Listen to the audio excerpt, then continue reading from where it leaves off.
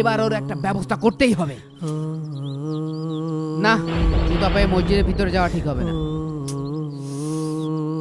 এই driver, driver, এত দেরি হচ্ছে কেন?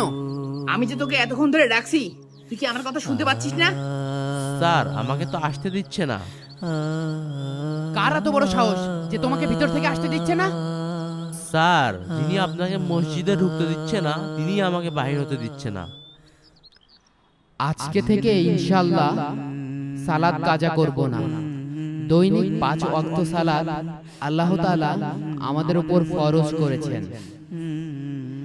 যে যেখানেই থাকুক, যে অবস্থাতেই থাকুক, নামাজ অবশ্যই আদায় করতে হবে।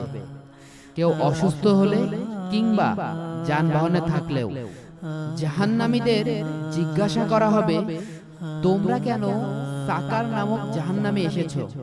তারা বলবে, আমরা তো নামাজি ছিলাম না এবং আমরা মিসকিনদের খাবার দিতাম না। আল্লাহ তাআলা আমাদের সবাইকে বোঝার এবং এই অনুযায়ী আমল করার তৌফিক দান করুক। আমিন।